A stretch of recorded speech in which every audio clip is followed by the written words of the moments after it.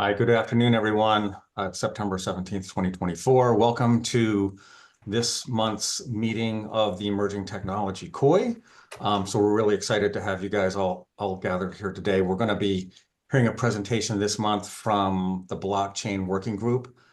In contrast to the last couple months, we've heard from the Artificial Intelligence Working Group, the Quantum Working Group, and the IoT and Smart Cities Working Group. So just wanted to put out there real quick that if you ever are interested in getting involved with this COI writ large, we have those working groups that I just mentioned, as well as a group that focuses on disruptors in government. This is one of the new groups here that we have in the Emerging Technology COI that we're really excited about. They've developed a framework for how public sector organizations and their industry partners can help advance progress within federal and state and local agencies. So that's a group to keep an eye on. Again, the disruptors in government, in addition to working groups around quantum, smart cities, blockchain, artificial intelligence, and DevSecOps. So please do reach out to us if you're interested in learning any more about that. This is the largest COI within the ACT-IAC ecosystem. And then just by way of background, my name is Robert Werman.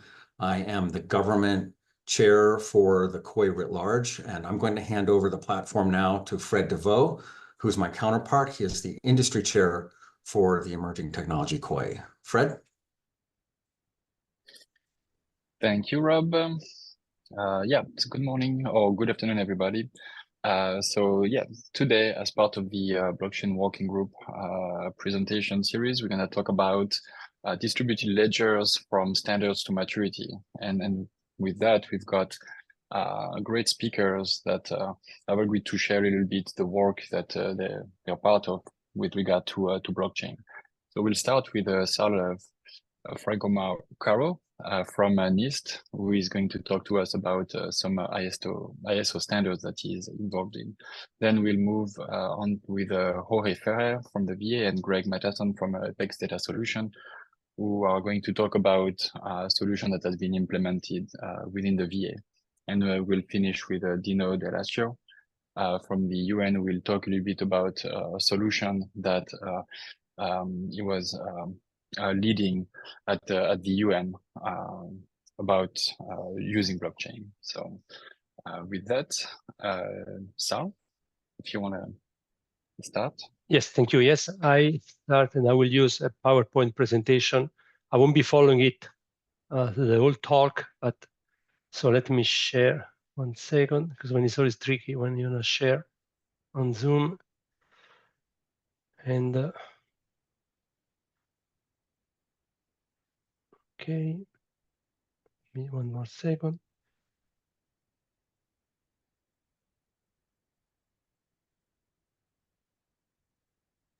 While you do that, if any of you have any question, don't hesitate to put them on the chat.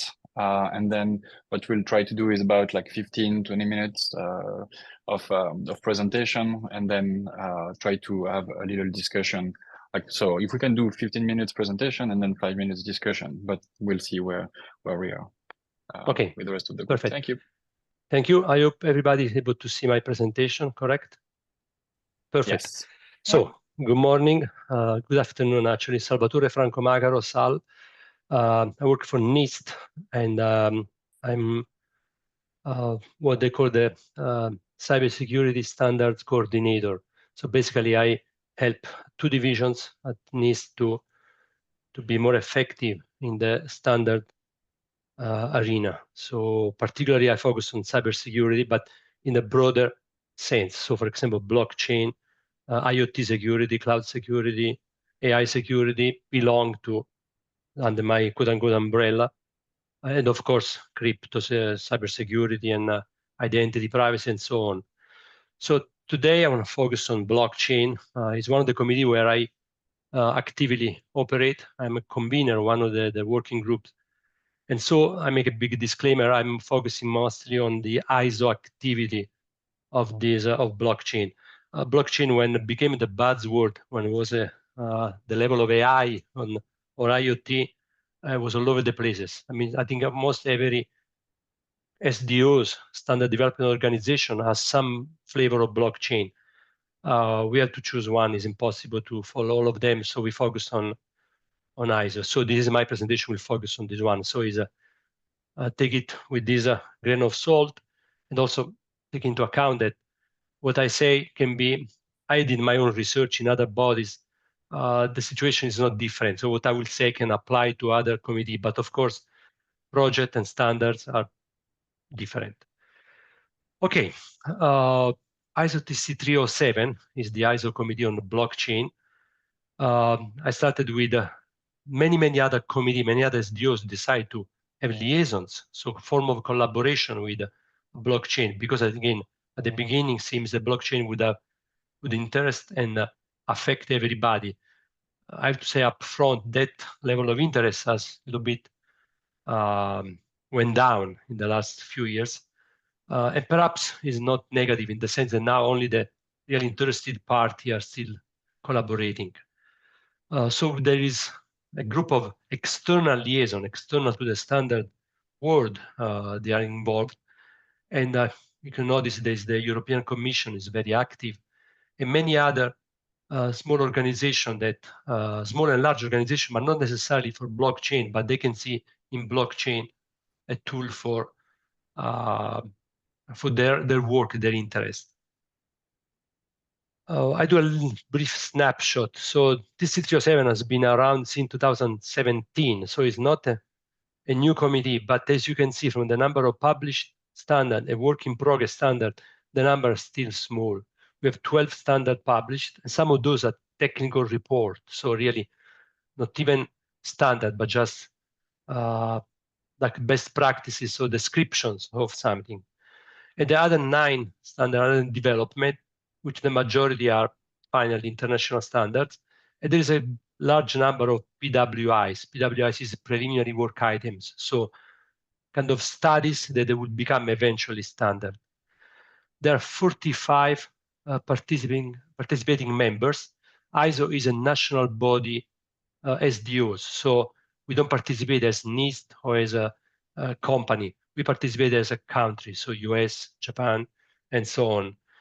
And there are 45 of them, and there are 19 observing members. Members, they are participating, but they don't have the voting rights, so they are not yet completely engaged. What is new? I start with what is new because it can also give an idea of what's happening in the TC, in the blockchain space. Literally a few weeks ago, I created a joint working group between TC68, which is financial services, and TC307 blockchain. And of course, the topic is digital currencies. This is a topic that will be probably one of the main stream of work in, I think, in blockchain at some level. Okay, not the Bitcoin per se, but the central bank currency, digital currency, or stable coins, or form of control on digital currency. This is something that will be, because many governments are interested, but not only. And so these are the collaboration with the TC68 has been decided. Also, has been created a group on communications. Why? Many people ask why in blockchain yes, the national body are participating, but who is behind the national bodies? And surprisingly enough, you don't see many financial institutions or many large blockchain players. So these are something that make wonder what's going on in blockchain. So why those major players are not participating? Some of those are creating in-house their own project and perhaps are not ready or not willing to share with the rest of the world. When you go to the standard route, your IP, your confidential material is exposed and have become public domain. So perhaps this is one of the reasons. The other reason why perhaps they are not ready to put energy and resources, I'm talking especially financial institutions. So I think that communication is important to explain what's happening and the need for standardization, that even using examples of other previous effort, I think about GSM or other large initiatives that eventually they had, the standardization was essential for the real development. And I put this little note. There was a working group on foundations, so basically vocabulary, ontology, reference architecture. this group has been disbanded several months ago for lack of activity. This is interesting. So blockchain is on the verge of not exploding, but finally having a stable presence in the standard world. At the same time, some of the major initiatives are still not there. Okay, this slide perhaps I can go fast. It basically is related to the actual standardization activity, and I can skip this. This one as well. Yeah, these are more internal. This for report for internal purposes. Okay, this one instead is something that I would like to focus for a few minutes.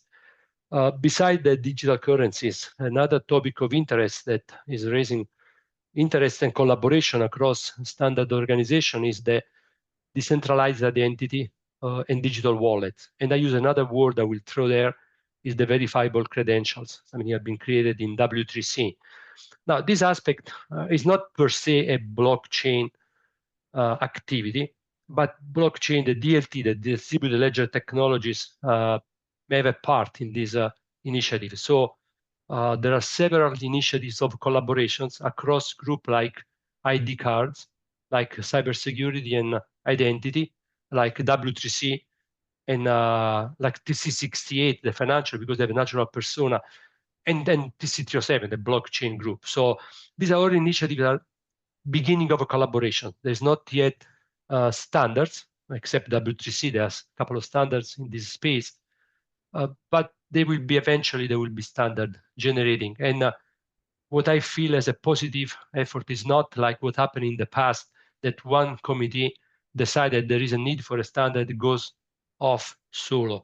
What's happening now, and I appreciate, is there's this exchange of information, and to avoid that, we create something in isolation. So I see something positive that can come out of this initiative.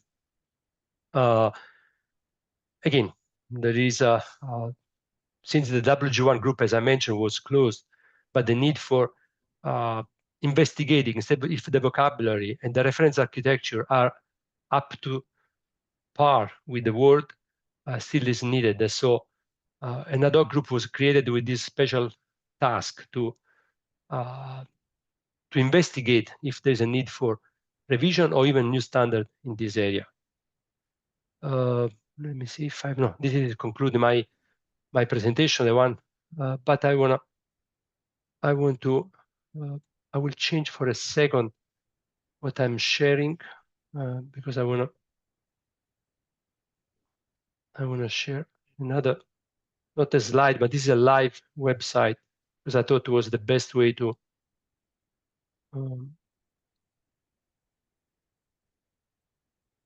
okay. This is a live website that is accessible from everybody. Then I can give in the chat the link how to reach it. Basically, this is the list of the TC307 project. The one has been already delivered, so they can be purchased through to the ISO or the ANSI store. So I not go deep in the technical report, but I want to just mention the actual standard. So there is a standard on vocabulary.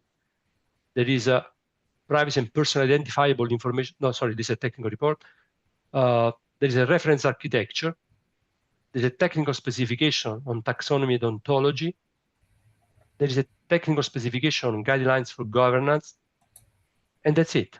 Basically, as you can see, the number of actual standards is limited, and there is nothing relevant to the industry. I mean, you can have some, of course, you want to make sure that the vocabulary, the reference architecture is in line, but it's still not the meat, in my opinion, of what this should be. I want to show instead what is under development to give you an idea of how this is changing the market. So first of all, you will notice a less technical report. So we have technical specification, taxonomy, classification for smart contracts. In standard for representing physical assets using NFT, which is more than that. It will be digital asset, but this will probably be a next iteration. a technical specifications on auditing guidelines. There is a standard on interoperability framework, still a work in process toward the end of its process. There's a new public available specifications on guidebook on use of smart contracts in contributing to the Sustainable Development Goals. There's a technical report. There is another standard on requirements and guidance for improving, preserving, and assessing privacy capability for DLT systems. And then there's one that I think will be probably very relevant in the near future. I don't know if you're familiar with the 27,000 family, the Information Security Management System family of standards. We are creating a spin-off for DLT. So based, of course, on 27,002 security controls. And finally, there's an overview on, there's a technical report. I don't want to spend time here. Other two projects, they are ready for prime time, is a project on the life cycle for decentralized identity, and another one on smart contract that will be next, will be released, will be approved and initiated in the next few months, hopefully. Now, this is conclude my presentation on the general introduction to TC307. I want to spend 2 more minutes on why I think is important the standardization. I think it's in the eyes of everybody that many projects without standardization, yes, they can, perhaps they go faster, they go, they have less constraints. There is less need for sharing information, for sharing IP. But in a global world, we see that this is not the way to go. For a security aspect, for privacy aspect, but even for just trading opportunities, standardization is important. And blockchain, even though provide this peer-to-peer concept that people say why we should standardize, we just have to find an agreement among peers. I think that the long term, this will not be a successful strategy. And I've seen in other spaces, this eventually will need standards. So being part of this effort at the beginning, I think is convenient, because if you're not there, the standardization work proceed even without your participation. So, and that's it. This was the last thing I want to say. That's it. So if there's any question, please. Thank you very much, Sal. Thank you. Are there any question from the group?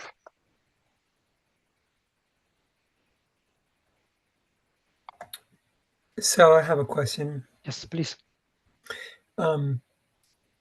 Because we are in the emerging technology community of interest, and your experience with the Standard Development Organization is very similar to what we experienced at the HIMSS Blockchain Task Force, that the hype and the execution grew greater in time, meaning the architects, developers, and problem-solving space became smaller because people thought it had a lot of potential, but as the years progressed, there were very few companies that were able to execute problem-solving using the technology. How do you see the Standard Development Organization's broker? Because you're in a dangerous place, because emerging technologies by design are emerging, yet you're trying to standardize a way by which an industry responds to a certain protocol of exchanges of data and whatnot. So how do you stroke that balance so that innovations and real disrupting in places like interoperability occur? So how do you what guidance would you give somebody working in the space to broker the need for a standard versus the need to change actually the way things have been done because they haven't solved the problem? Like, how do you do that? Yeah. Thank you, George. This is an important question, and this question has been hunting me since I started working. I'm 20 years now. I'm in the standard space. Many times, as you know, standard go with the hype. There's a buzzword. I live with all of them. I did the smart card, the NFC, the cloud, the IoT, and now AI, quantum, and so on. So many times these new concept, these emerging technology, they come very strong. They're like a storm. And so of course people say, no, we need standard, we need, the infrastructure is not yet there, but you have to do something. And so many times we see effort of starting standardization when the market is not ready. Now, in my opinion, successful standards are most of the time is when you standardize something that is already a de facto standard. So you don't invent the wheel. Okay, standard comes with something breakthrough, completely orthogonal or unknown to the industries that normally fails because there is no way to make it successful. So you can start with standardization with vocabulary, taxonomy, reference architecture. You can do the legwork. You can define the use case, the domain, but the actual standardization needs to see that the market has to keep up, has to start progressing and producing something. Now, blockchain is a little bit an outlier because I've seen in other space this happen pretty soon. Blockchain is slower than, in my experience, slower than other instances. And I said at the beginning, I suspect that many organizations prefer to work in the vacuum, to be on their own. I think, and I see already some sign of changes, and the government start asking for more. And I think that this effort will become more public. I see large financial institutions like now investing. So I think that they will be driving the process of standardization. It's not the standardization drive the industry, the market. It's the contrary. Thank you. Great. Dr. Ruth was asking if there was a maturity model for the process. Ruth, did you want to expand a little bit on that? You mean like for the standard? Correct. Yes. Process? Thanks, Ruth. Mm-hmm. Or Well, this is Ruth Starr, and since I work at GSA, we have had several maturity models, and each one of our processes has a different level of involvement. So if I don't understand where I am in the process, is there a way for a startup to say, well, I'm at the beginning and I want to work with a company that's at the end. How do I get from here to there is what I'm trying to say. Ruth, you mean it in the standardization process you're talking about, specific standard or to the blockchain domain? I want to make sure I understand your question correctly.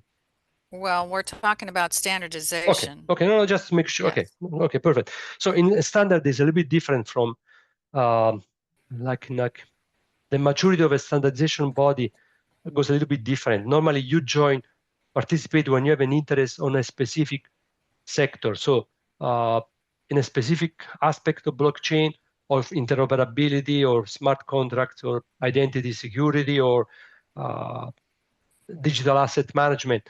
So in that case, in that instance, you can, and depend from the level of personal or your organization, the level of interest, you may decide what kind of participation. There is no one size fit all. Really, there is normally you start from your level of interest, and sometimes organizations bring their own input. Many times, most of the time, new organization join because they have a vested interest. So they bring an as an add-on, they bring their own project initiative or tentative standards. So there is no a specific rule, or there is no barrier to entry, or no need for getting quote unquote up to speed. Really depends from what the organization is interested in getting out of the standards. And of course, they may not be present, whatever they are looking for. So, and many times the organization, they bring their own initiatives there. I know, Ruth, I don't answer completely your question, but this is what the standard organization works on. It's a continuous work in progress, made of beginning, end of area, sector, group, start and close, as happened now with WG1. There's no perfect path or pattern.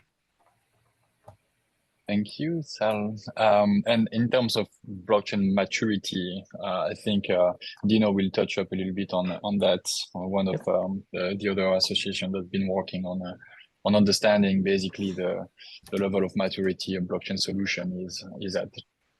I have one question.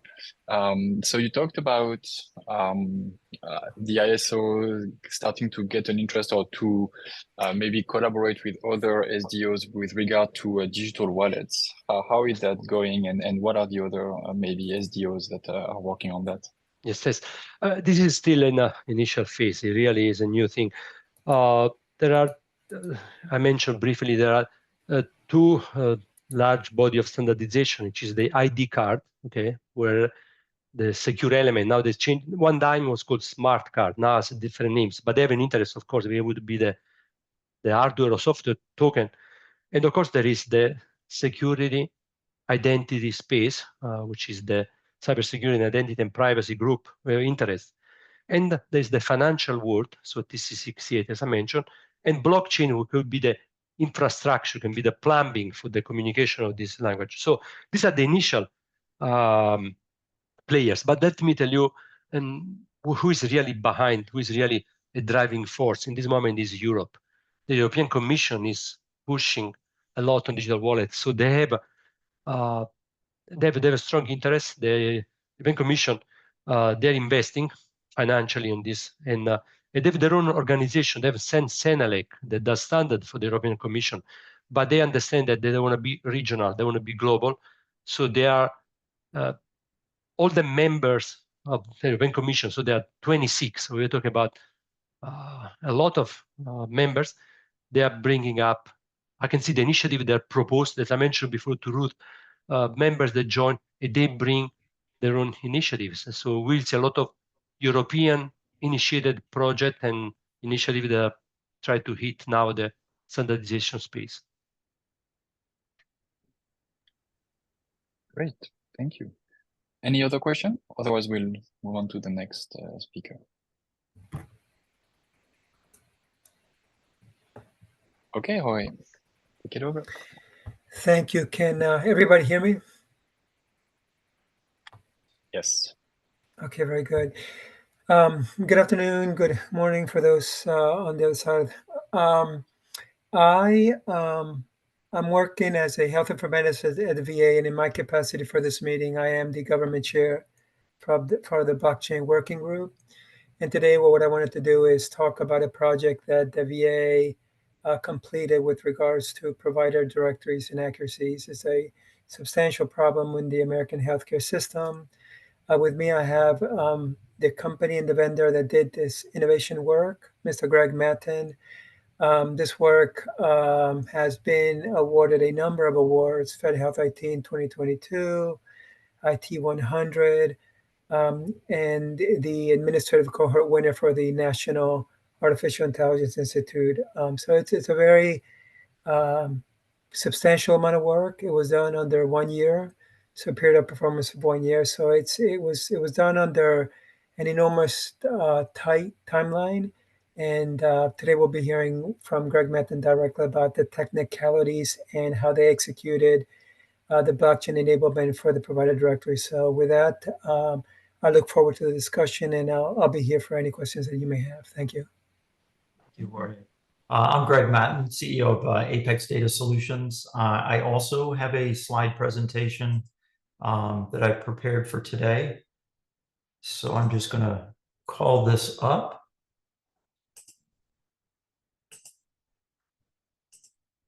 Okay, can everyone see my slides? Yes. Okay, fantastic.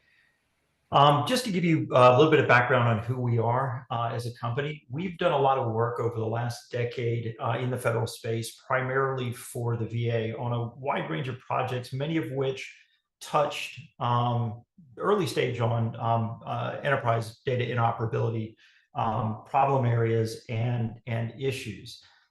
We built the first longitudinal patient record for the VA. We built a data federation and reconciliation platform that unified the VA's 154 hospital-based system, which was running 130 different instances of their underlying EHR, Vista CPRS. So in essence, you had 130, participating healthcare entities loosely sharing or trying to share data across the system, which they weren't doing very effectively until we were able to overlay that data federation platform on the system.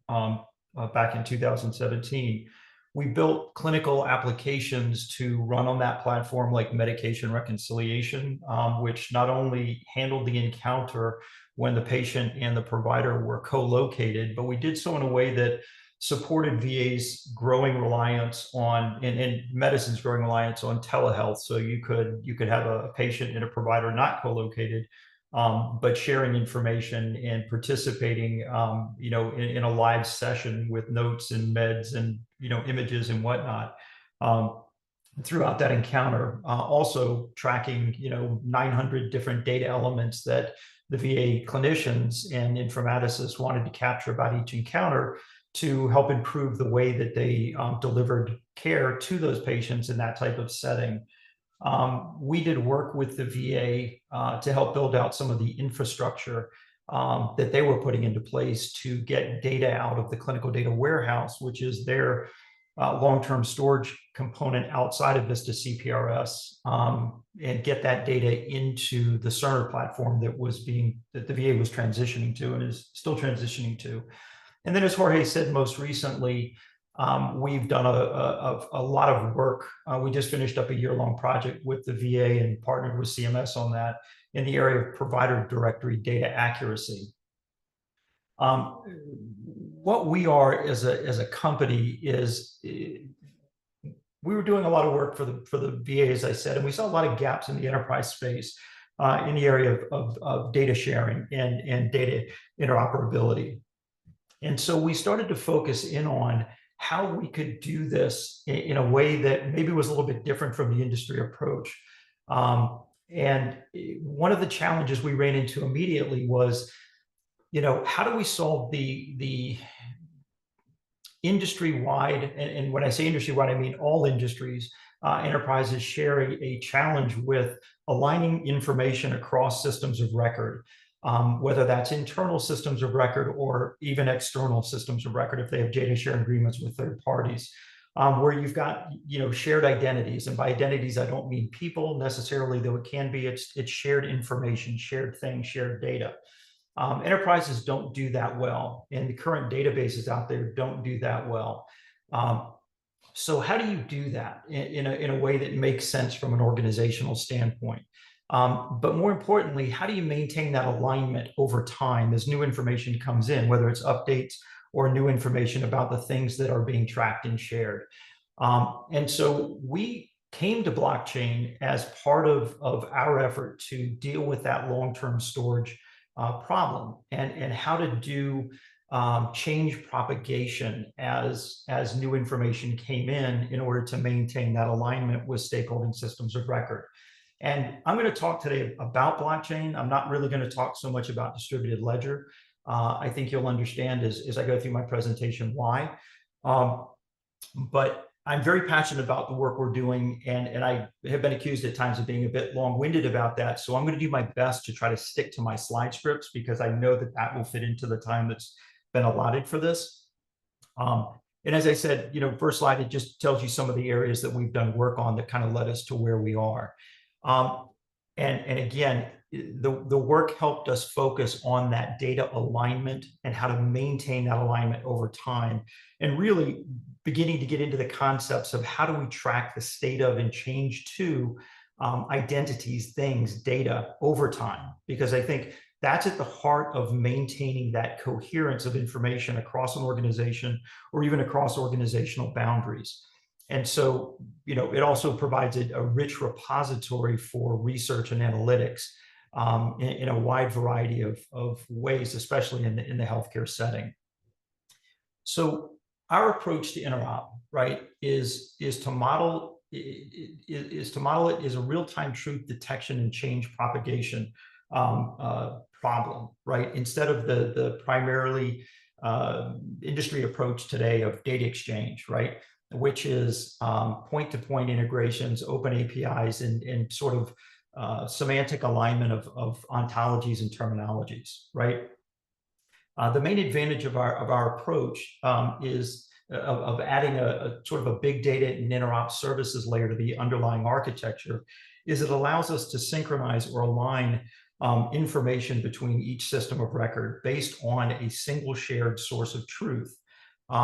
This concept of a single source of truth was a central component of CMS's RFI that they issued back in October of 2022 to support their vision for a national provider directory database and to position CMS to play a more central role in the alignment and sharing of health information across the healthcare sector, both government and private sector, moving forward. And again, as part of this effort, we took a step back to inquire how and where blockchain in its simplest form might help us achieve, a ground-up innovative reevaluation of this interoperability problem of data sharing across an organization, which is interoperability, or cross-boundary interoperability.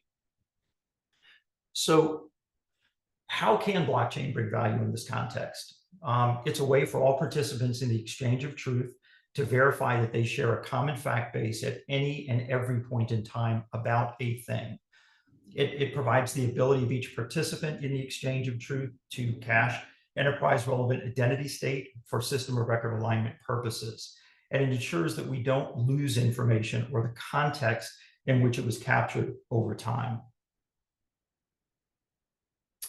Over the past 5 years, blockchain has become synonymous with distributed ledger or hyperledger implementations.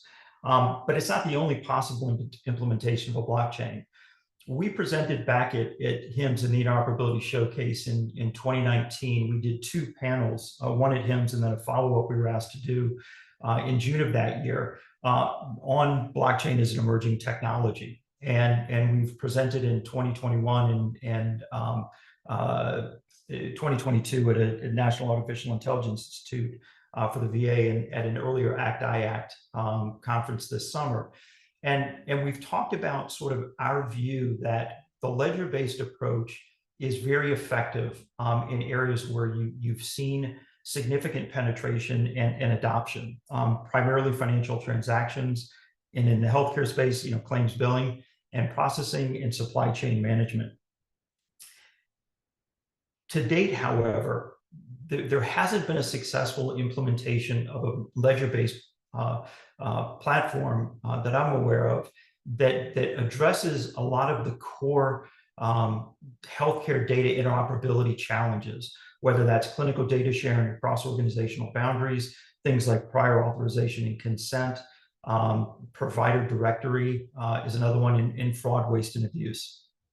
So part of our analysis was to look at a number of different ledger-based implementations, and we actually tried a few of those to incorporate into our back-end long-term storage to see if it would help us with that data alignment and maintenance of that alignment over time and change propagation conundrum, and we couldn't make it work. So we started back from first principles and went from the ground up.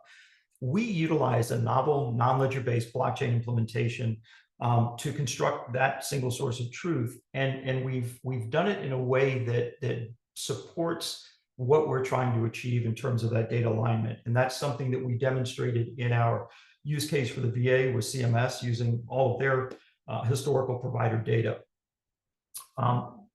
This innovative and unique approach harnesses the benefits of blockchain, namely provenance of data, security, and auditability, critically on auditability, while at the same time removing the burdens of for enterprise adoption, often associated with ledger-based blockchain paradigms, particularly in the healthcare setting, the tokenization or economic incentive requirements, which, from a organizational standpoint, can often be an impedance to solving the core problem. An interesting example of this is the Synaptic Alliance that was formed with United Healthcare, Humana, Centene, Quest Diagnostics, and 1 or 2 large health systems, and I think they have some additional members back in 2018. And the goal was to pool their resources and come up with a technology that could solve the provider directory problems for the alliance, but also for the individual members. And I think the last presentation I saw from the Alliance folks is they, much like we did, tried several different DL platforms and settled on one, and their solution sort of migrated into an economic marketplace where they trade information on provider data. And this is one step in many that they still currently take to try to solve the problem of directory inaccuracies, but haven't really moved the needle beyond the 60% accuracy threshold. And I'm not picking on Synaptic or the members. I'm just trying to indicate that it's not a one-size-fits-all approach to using blockchain or to solving some of these core healthcare interoperability problems. Sometimes how you think about a problem is the problem. And so we took a fresh approach and looked at how we could utilize the principles of blockchain, touching on some of those core benefits, but doing it in a bit different way.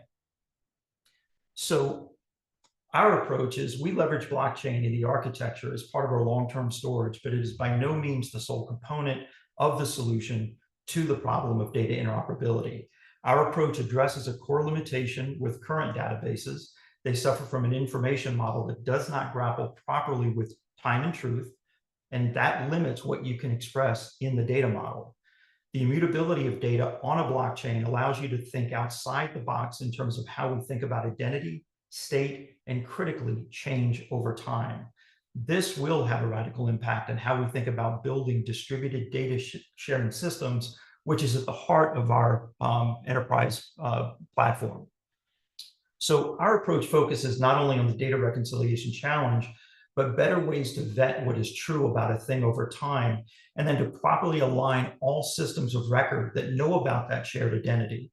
We need the ability to take everything known about that identity and then reason about it. Traditional information models break down at precisely this requirement.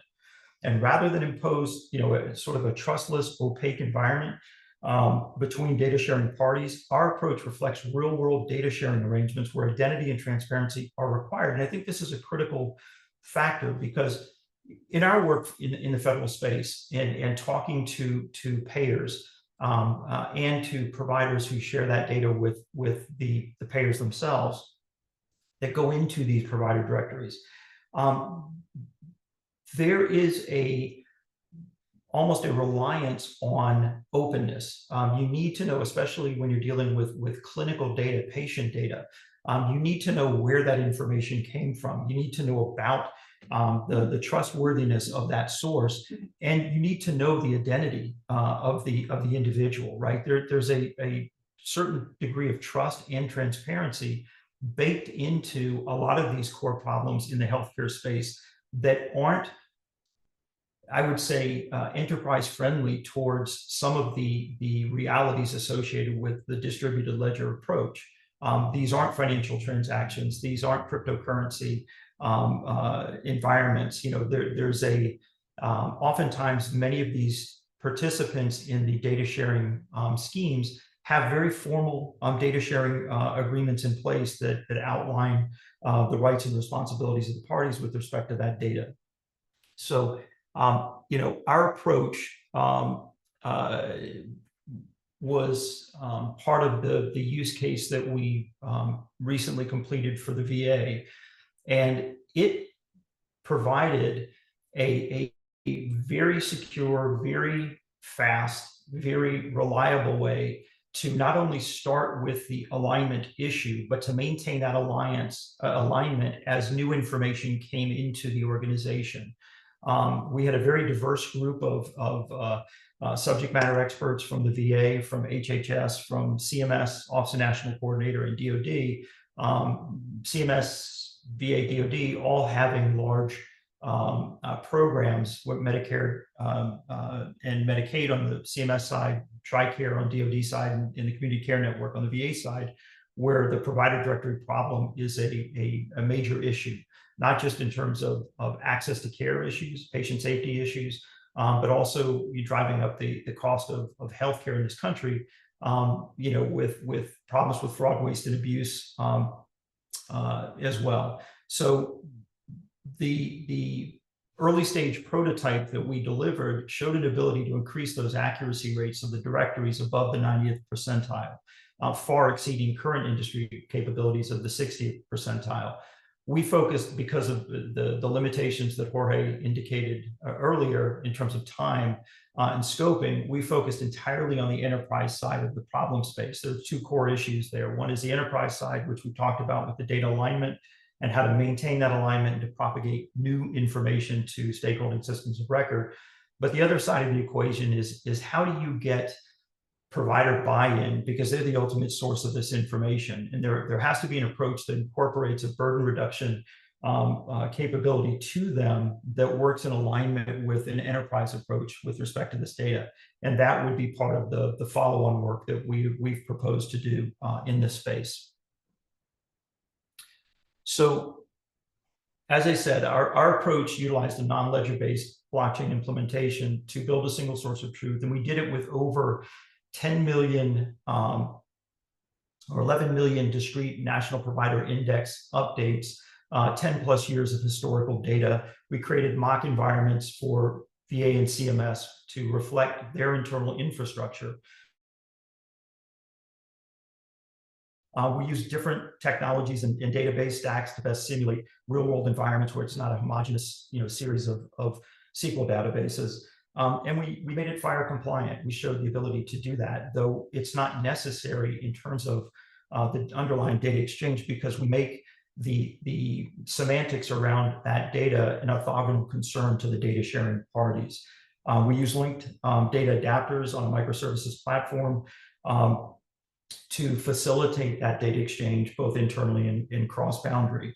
And the result that we ended up with was a highly successful prototype to show data alignment without batch scripts, providing full compliance and auditability. The goal being here not only to increase the accuracy rates, but to build a record behind the data exchange, both at the payer level and at the provider level, to show what was sent by whom and when.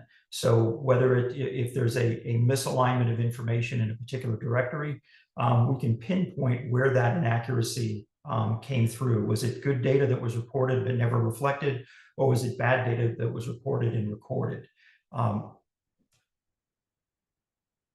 With respect to the payers themselves, the benefits of the approach would be to execute updates as they're submitted, not in the current industry practices, which are typically in batch updates. The regulatory requirements around reporting those changes have gotten very tight, though compliance and oversight of that remains a challenge, both for the state and federal governments and for the participants. We wanted to empower the payers to be able to transact those updates to all relevant systems of record in near real time, eliminate conflicting provider information across those systems of record, and most importantly, to be able to produce highly accurate directories on demand. From a use case perspective, we tracked very discrete provider identities as part of the required performance under the contract, just to show the mechanics of this working. But we had sufficient time and capability within the 1 year period to actually demonstrate this at scale. And we used one of CMS's weekly updates, which had over 28,000 NPI updates. And we were able to process those through. We weren't focusing on optimization, but we were able to process that data through in about 8 seconds and track the targeted providers to show that those updates not only were reflected against the master database, but were transacted from the master to the single source of truth, which then propagated those updates to each of the target downstream systems of record where those provider identities resided. It wasn't just a simple push to all databases, because some of those databases by design didn't know about the identity of those providers that were being updated. So as part of our final deliverables to the VA and to CMS, we produced two, what I would say are short videos.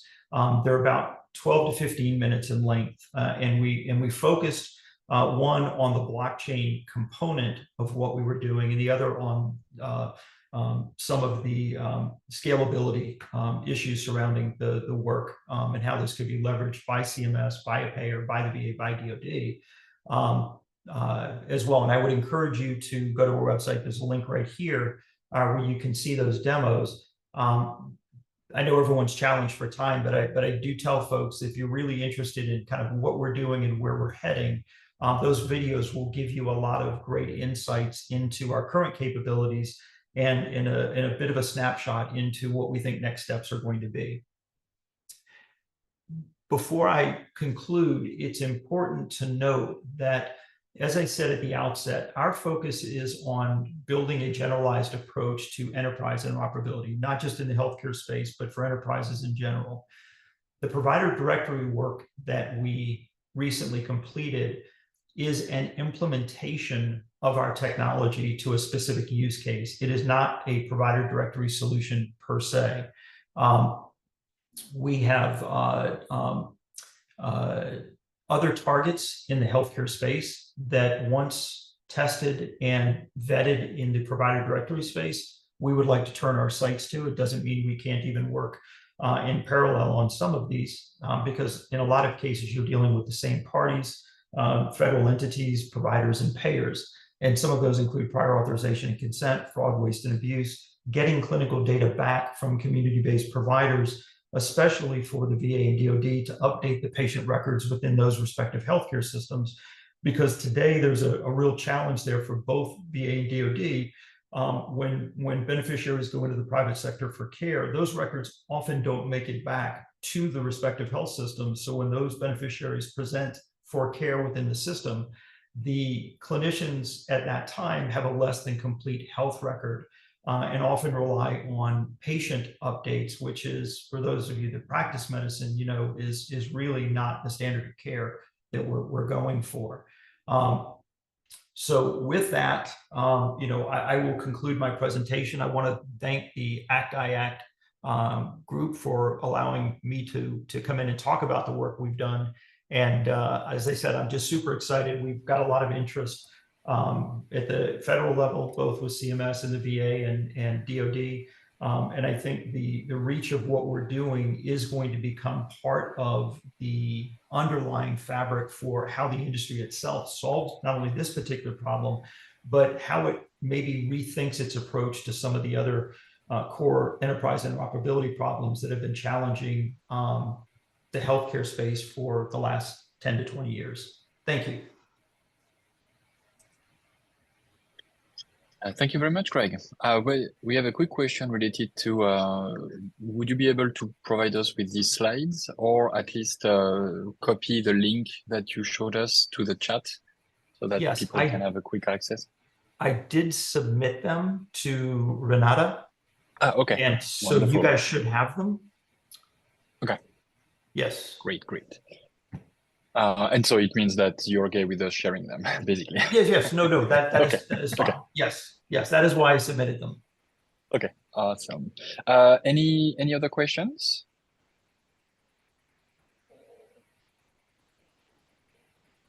Yeah, this is Sanjay. So thanks for this presentation. And I think Mr. Matton, I met you at HIMSS this past year with Jorge. So this is still, this hasn't gone beyond the pilot stage in the VA, and is it going to? And I'll certainly let Jorge talk for the VA, but the CMS announced at HIMSS that they were intending to go out with a pilot of their own this summer, and I believe their schedule has slipped a little bit. They haven't shifted focus. This is a core priority for them.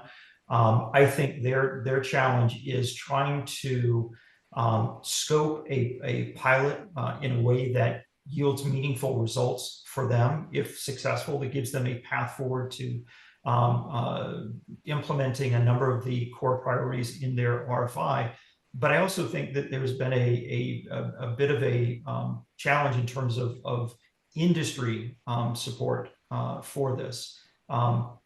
As I said, the industry, accuracy rates hover right around 60%, and they spend a lot of money every year trying to solve the problem.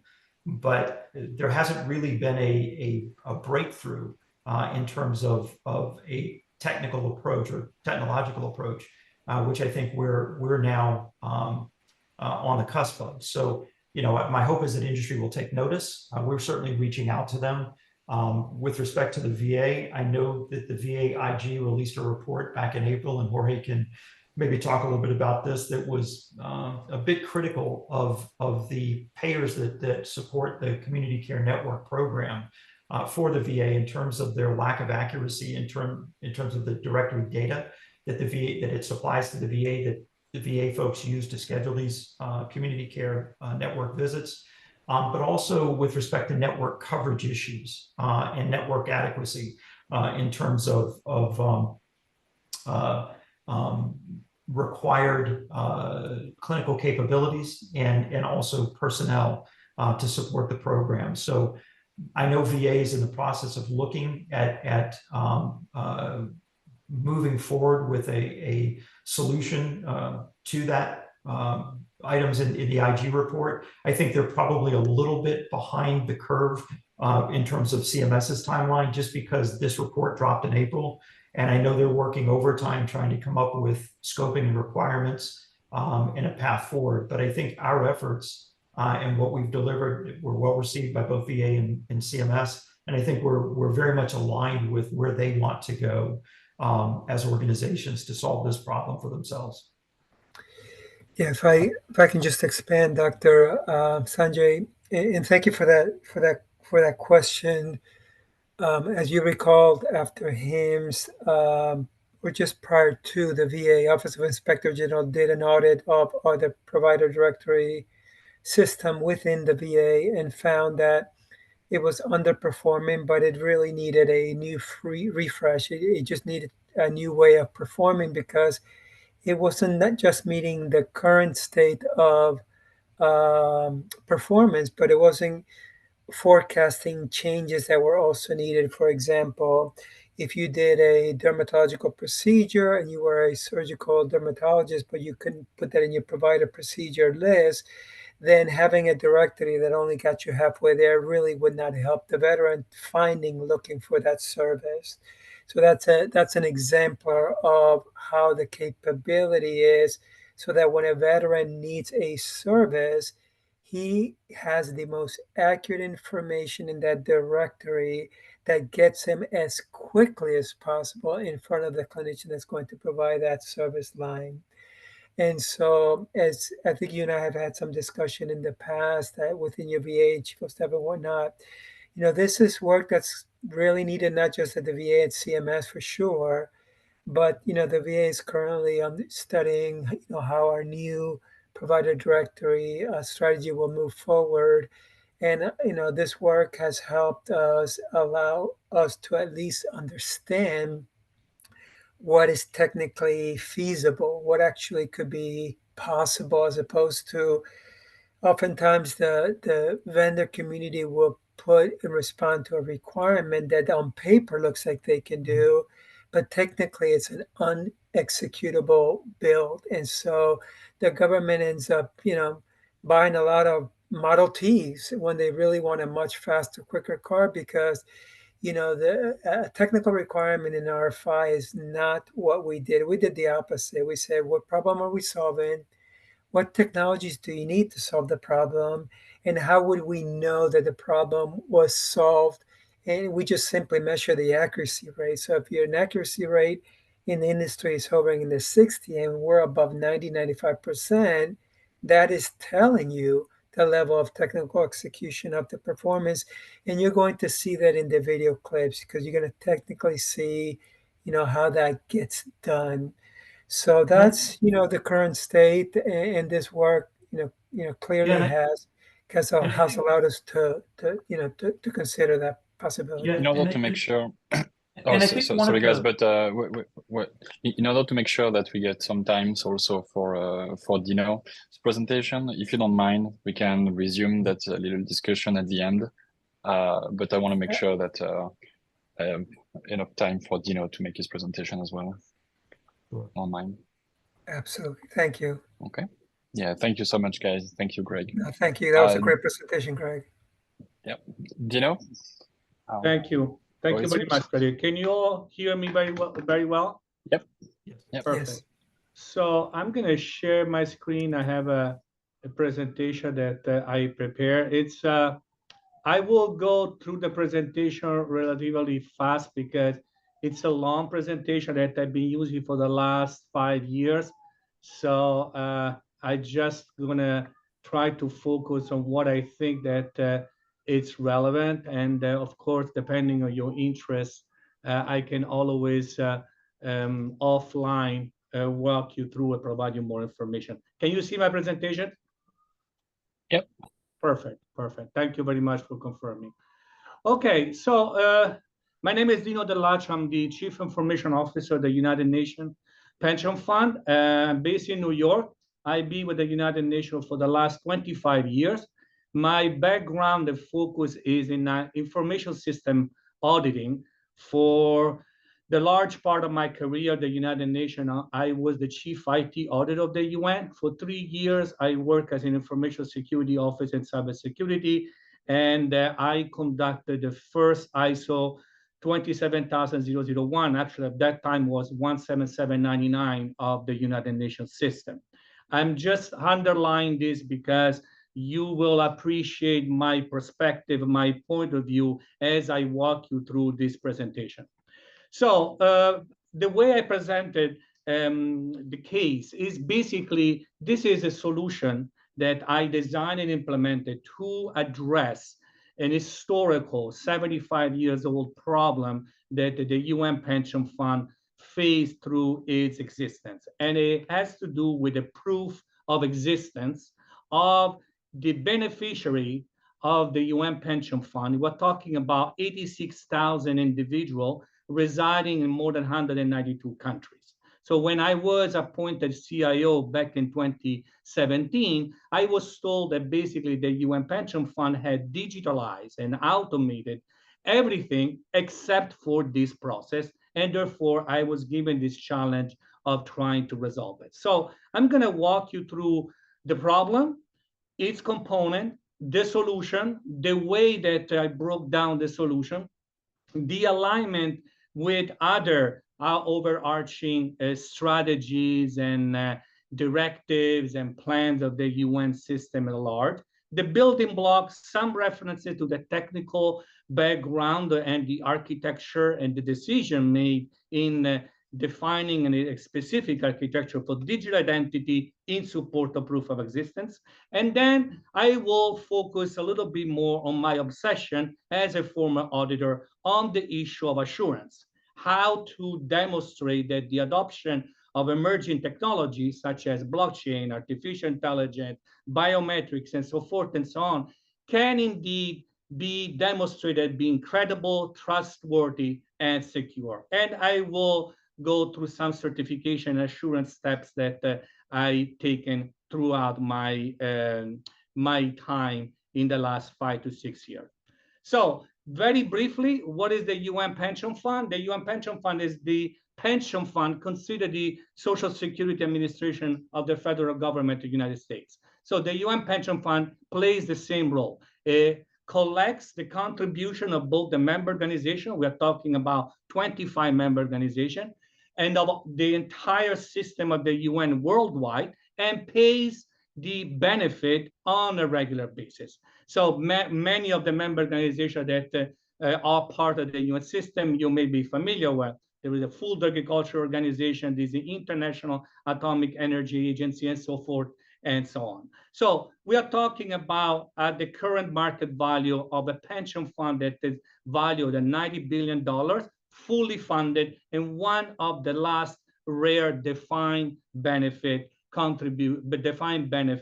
pension fund. And again, we can take this offline for those who would like to appreciate the distinction between defined benefit versus defined contribution.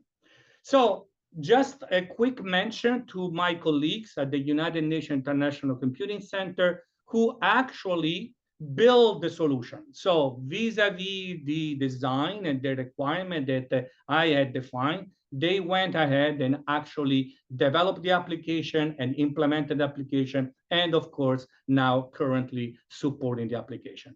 So this is the problem. The historical problem is that for 75 years, the UN Pension Fund determined that its 86,000 beneficiary retirees residing across the globe were indeed still alive. How did it do that? By sending a paper form through 192 postal services, asking them to sign the piece of paper and return it through the same 192 postal services to the pension fund. As you can appreciate, this process was definitely faced with a lot of challenges. We're talking about manual processes, we're talking about paper-based processes, we're talking about reliability on postal services. So one of the most common issues that we faced, that the UN Pension Fund faced, was the delay in receiving this piece of paper. Not talking about the cases where actually those pieces of paper got lost. And of course, more importantly, about the fact that the governing body, my board, which is composed of the representative of 192 countries, demanded accountability, meaning they always ask, how can you demonstrate that there is no fraud? Because I'm sure you can appreciate that forging a signature on a piece of paper around the globe and returning it to postal services is not really a big deal. So proving a negative is impossible. And therefore, what I did, I broke down the process in its 4 components and identified the need to provide a method and a solution and a technology to support proof of identity at the beginning and proof of authentication ever after. Proof of existence, so we needed to demonstrate not just the identity, but also that the intended beneficiary is still alive. Proof of transaction and proof of location. In accordance with specific principles, security, reliability, transparency, accountability, and attribution of the transaction. Of course, being in the UN, like being in the federal government, always need to make sure that you align with the overarching strategies and goals and objective of the wider and broader organization. And indeed, I took input from the 2018 Strategy on New Technology, the Secretary General, that identify emerging technology and also specifically blockchain. And also, for those who are familiar with the Sustainable Development Goals, specifically the SDG 16.9, which is specifically associated with the need to provide legal identity, hence digital identity, to everybody in the world. So how did I do that? What was my solution? I adopted blockchain, biometrics, specifically facial recognition, artificial intelligence more recently in order to detect and prevent deepfakes attack, and geolocalization, because in some cases our beneficiary can elect to receive their benefit in non-US dollars by in a local currency. And in those cases, we need to make sure that we can keep an update cost of living by applying certain coefficient on their payment, and therefore we need to also capture the location where they confirm to be still alive. So why blockchain? Blockchain in order to have an immutable, independent, auditable, traceable, triple entry distributed ledger, credit, debit, and the hashing of the previous transaction, and the Merkle tree from the Genesis transaction. So since I started to talk about blockchain technology, so we're talking, as I said, I started this process in 2017, 18. I've been frequently, consistently challenged as why blockchain? You try to basically follow a trend. It's because of the hype and so forth and so on. Well, I try to explain that the simplest explanation of why blockchain, as well as also because as a former auditor, always concerned and focused on the rule of evidence, was the fact that I didn't want to have any system with a certain control.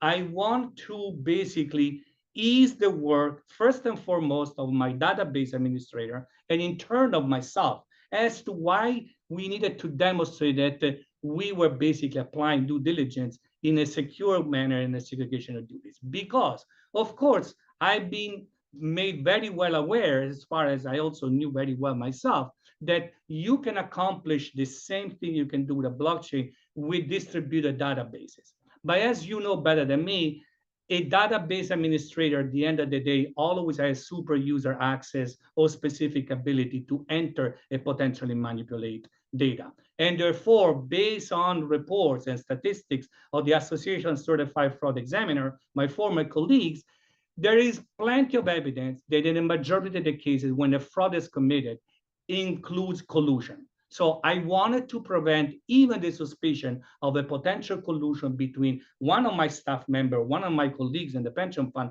and any other retirees and beneficiaries around the world.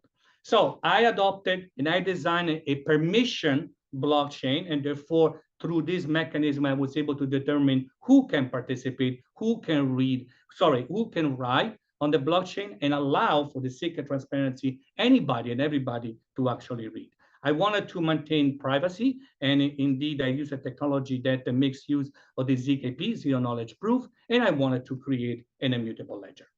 So I tried to reinforce also with some academic rigor, and I found some researchers that help understand when and if indeed the blockchain technology is the right solution, because of course it's not a one-size-fits-all. So I also try to support my presentation to my stakeholder, to my board, in terms of explaining when and if the blockchain indeed it is the right technology, and whether I had followed the due diligence in determining so. So I also made reference to more like moving away from the academic rigor in the world, for example, to the World Economic Forum that developed decision tree to determine exactly whether blockchain is the right technology. Same thing done by the NIST. And therefore, I try to address the question of why blockchain. Then moving to the second technology, the biometric facial recognition. The important aspect here that I always try to stress is that the biometric profile of our user is stored only on their device, protected through the hardware security module. HSM, never transmitted, never stored outside of their device. And even on the blockchain, we are not storing any PII, any personal identifiable information. And as I mentioned before, also the GPS to determine the location. So recently, as I mentioned, we became very sensitive to the attacks, the potential attack using deepfakes and artificial intelligence. And we decide to fight AI with AI by including and embedding in our system an AI module that will help detect when and if indeed the person on the other side is an artificial image generated with AI. And now I'm in the process of testing the reliability and the strength of this module that we added to the solution by subjecting my solution, the application, to the ISO IEC 30107, which is a specific set of tests that can be conducted to demonstrate the ability of a solution to withstand PAD, presentation attack detection. Specifically for those already familiar with this ISO standard, I'm looking at level 1, level 2, with addition of injection of artificial images. Another element that we added to the solution is the kiosk mode. Although in a small number, after 3-4 years, by the way, I just want to confirm this solution went in full production in January 2021, and since then has been running as expected. So one of the things that we have discovered in the last 3 to 4 years is that unfortunately, in certain parts of the world, some of our beneficiaries do not have the possibility of owning a smartphone, a device, and therefore cannot participate, cannot benefit from this technology. Of course, being at the UN, we cannot allow for this discrimination, and we cannot allow for the so-called digital divide. So recently, we have piloted in our office in Nairobi, Kenya, a kiosk mode where by using an iPad, we uploaded in a segregated manner accounts and biometric profile of the retiree that reside in the region, and that once a year can go to the local UN office and perform their proof of existence. Given that that provided already some successful results, we are planning to extend the same approach throughout other offices of the UN across the world, but especially in those locations where we have certain staff members that cannot afford to have a smartphone.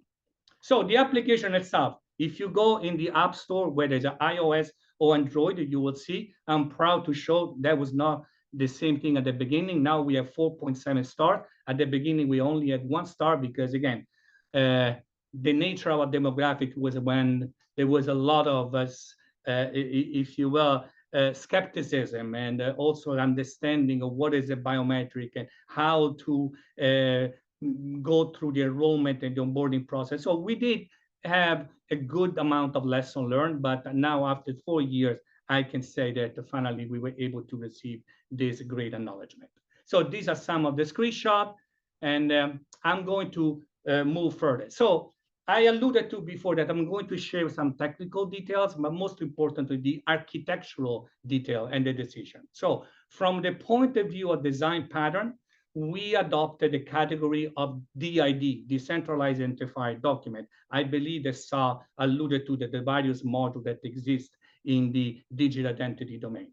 In terms of decision model, we adopted the security decision model. Both of these models are predicated on those components. From the design part, on having a registry identifier, having a multiple registration, allowing for the pairwise blockchain account pairing, and having the ability for dual resolution. On the decision model, we have the authentication and the authorization requirement. So this is the other model within which we basically developed the application, the SSI, self-sovereign identity, the verifiable credential workflow. This is the actual workflow of our solution, how we create the decentralized identity of our retiree and beneficiary, how it is stored on their device, and then how it is used for them to issue their in bureaucratic terms, in technical terms, within the pension fund, this process called the certificate of entitlement, and we have renamed it a digital certificate of entitlement, or DCE. So these are other components of how the solution is being developed. The underlying technology, we use an open source solution, the Hyperledger Indy, with specific library and cryptographic primitives. And just to reconfirm it, to make it transparent, we do not store any PII on the blockchain, even in an encrypted form. So the only element that you can see on this slide that we do record on the blockchain are the root hash validation data, the type of the transaction, the timestamp, and of course, the public signature of the sender. In terms of benefit, we achieve tremendous benefit. Just think about the fact that we no longer have to process 86,000 pieces of paper, archiving them physically, digitally, and go through the verification of their signature. We are now mailing 86,000 individuals. We're not asking 86,000 individuals to mail us. And just to confirm, because at the beginning when we announced the solution, some people misinterpreted and created an equivalence between blockchain and Bitcoin and started to criticize the solution, thinking that we were depleting the natural resources because they thought that we were using the same consensus mechanism Bitcoin, proof of work. So I made clear that the Hyperledger Indy, the consensus mechanism, is not based on a proof of work and does not require the use of the consumption of energy. The evolution. So what happened is, as soon as we started to have tangible results, and I went and reported to my board, the famous 193 representative, they realized that we had just created digital identity for when people are leaving the organization. So instinctively, the question and the initiative arose saying, why don't we use the same solution for when we hire our staff member and we follow them throughout their career? And indeed, the high-level management committee, the chief executive board, which is the board that brings together the secretary general with all the heads of agency, funds, and programs at the UN, made the decision to launch a new project called the UN Digital ID, basically using exactly the same design and the same approach that we use for the UN Pension Fund digital identity and proof of existence solution. Now we are in the process of start deploying a digital wallet for specific use cases for all the UN staff members. And these are the screenshot of the application just developed. So as I alluded to, notwithstanding the fact that I'm a CIO, I'm still thinking as an auditor. And as an auditor, the ABC, the 101 audit are the 5C. So I always fundamentally question myself as I was building this solution is how can I go in front of my board, these 193 members representing 193 countries, and tell them that the solution is credible is trustworthy and secure. So my quest, my obsession is that out of the 5C of auditing, criteria, condition, cause, consequence, and corrective action, my focus was what are the criteria that we can use and we should use to say whether or not a solution based on blockchain or related technology, AI, whatever, is secure, is reliable, is trustworthy. And the reality is, as I think Sal clearly demonstrated, that when you're dealing with emerging technologies, you are dealing with emerging standards. We are not in a field such as in the financial field, the accounting field, where you have generally accepted accounting principle gaps, or you have international financial reporting standard, IFRS. Here we are still dealing. I remember that when, as a former, I'm an ISO auditor, I always use ISO standard to conduct my audit throughout my 25 years of career. I called the ISO colleagues in Geneva. I asked, what is available? What is in the pipeline with the blockchain? And at that time, they told me, Dino, sorry, we are just about to issue the vocabulary. And that's when I understand the issue that we, as a subject matter expert, as a practitioner, we are facing in the use, the real, not the theoretical, but the real practical use of this technology in a solution. So in the absence of any better standard, I'm an ISO 27001 auditor, I submitted the solution to a certification process in accordance with the 27001, because I thought at least I can demonstrate that the processes that are being built around the development, the implementation, and the maintenance and support of the solution are reliable. And indeed, I certify and I obtained the certification. I also submitted, because of the biometric the algorithm, the solution to an algorithmic audit. And I also submit on a regular basis, we are submitting indeed the algorithm to NIST for the face recognition technology evaluation, which is a service that NIST provides, and that we're very appreciative of having this benefit and support.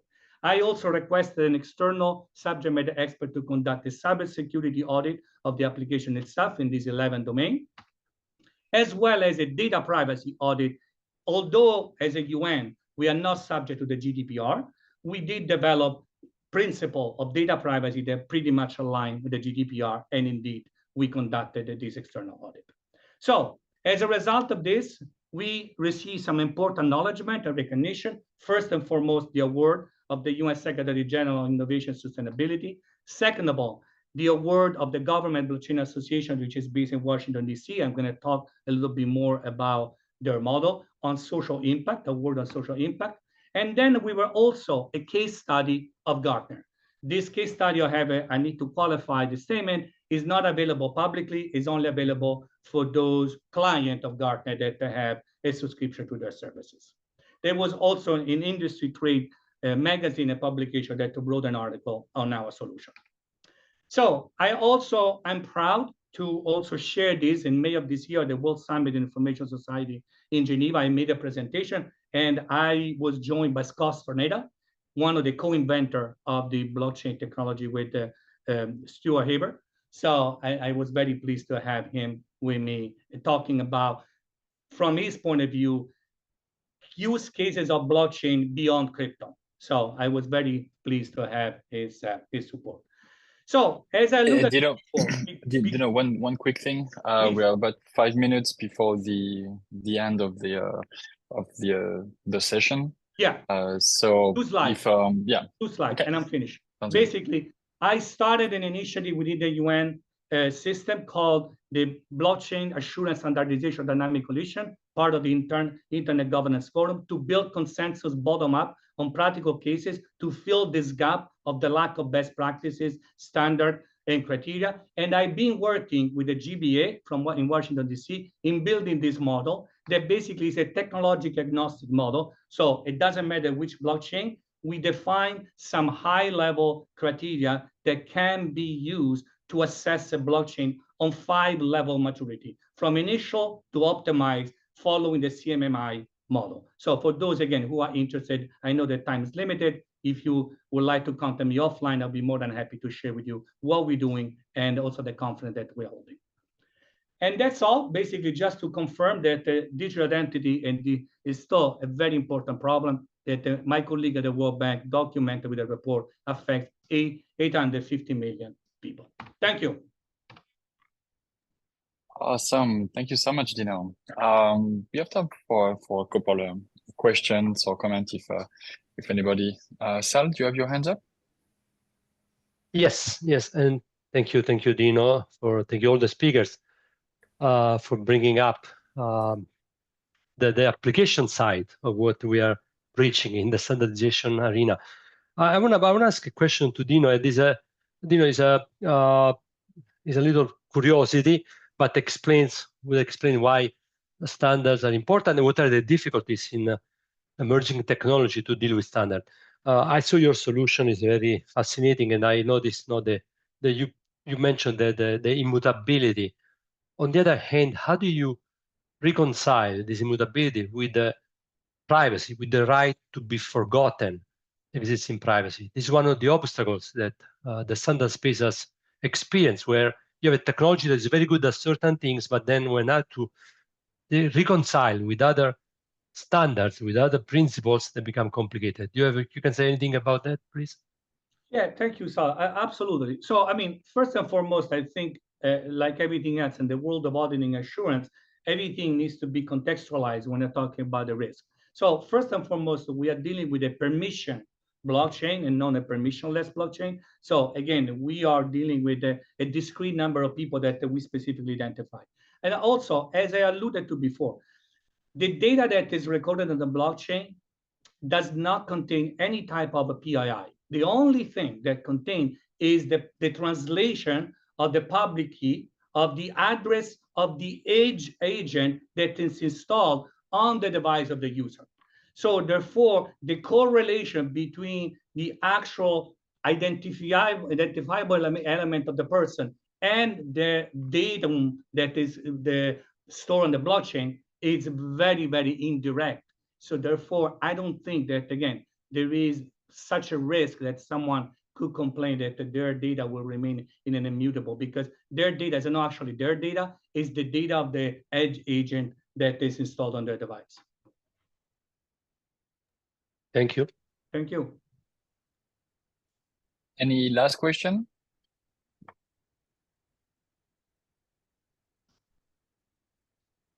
Well, thank you so much. Thank you so much. Really good. Yeah. Thank you. Oh, awesome. Thank you, Virginia. Thank you very much. That concludes our session. Thank you again for our presenters for today. It was very informative. And that also concludes our ETCOI monthly meeting. You guys have a great day.